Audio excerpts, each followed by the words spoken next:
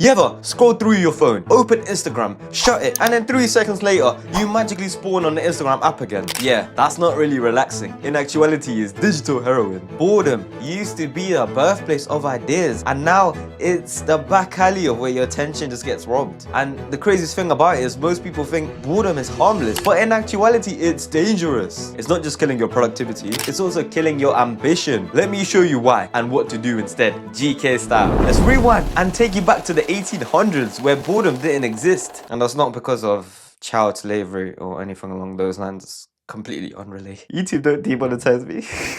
In the 1800s, boredom didn't exist.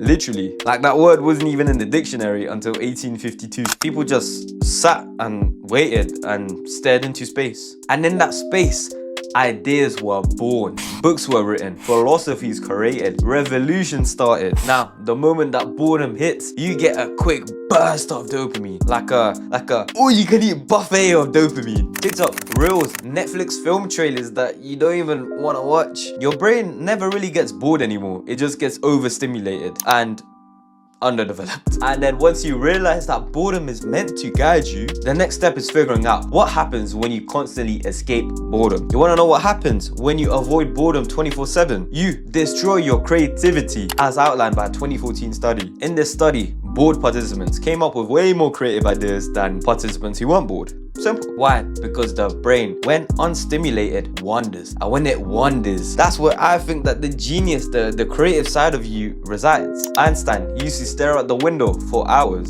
Now we stare into pixels, wondering why we feel empty. And it's not just creativity. Boredom is also ruining your discipline. It's ruining that David Goggins, let's get up, carry the logs type shit. It's killing that side of you. And if you can't sit with yourself for just 5 minutes, how do you expect to sit with a business idea for 5 years, for 10 years? Did you get it? Now we've stripped out the parts and diagnosed the problem. Let me show you exactly how I broke the cycle and exactly how you can too. There was a time I couldn't go 10 minutes without touching my phone, scrolling, refreshing, chasing dopamine like it owed me money. I literally bring my phone to the toilet because I was catching up on things. Like, 𝐬𝐮𝐬𝐫𝐿, bro, what the fuck are you catching up on? Reels? Then one night, I looked at my screen time and I was expecting maybe 3 hours, maybe 4 hours. I was wrong. 9 hours. 9 fucking hours. I remember thinking, even if I spent a third of the amount of time I spent on my phone towards a business, bro, I'd be in a much better financial situation. So I decided to just simply try a 1-day dopamine detox. No dopamine, no distractions, just me, a notebook, and a pen. Don't even use any devices for notes or anything along those lines. Get a notepad,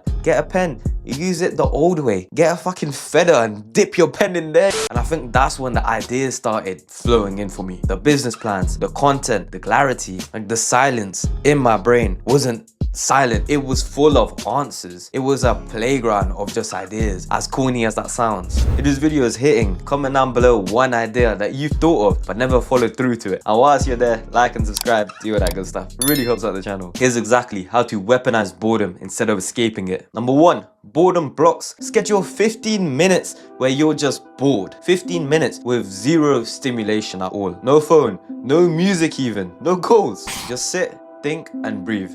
You'll hate it and you'll really start nittying out to use your phone. But trust me on this one, you need it. Number 2, a boredom journal. So anytime you feel bored, just write down what you wish you were doing. Whether that be scrolling, whether that be gooning, whether that be... What else do like people nowadays do when they're bored, bro? I'm not really bored, I'm just like, you know, doing my thing, innit? You get me?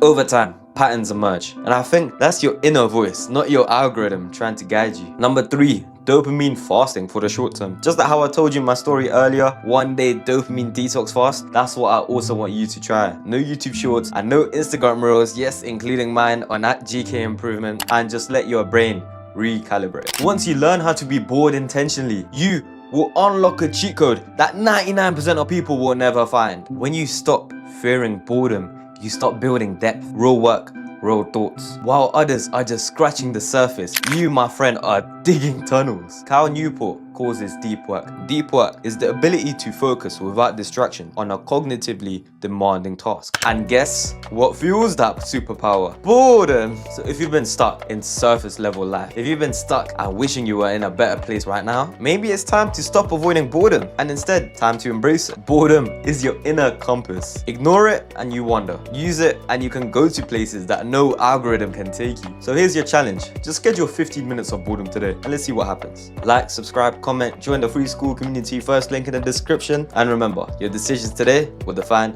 your tomorrow.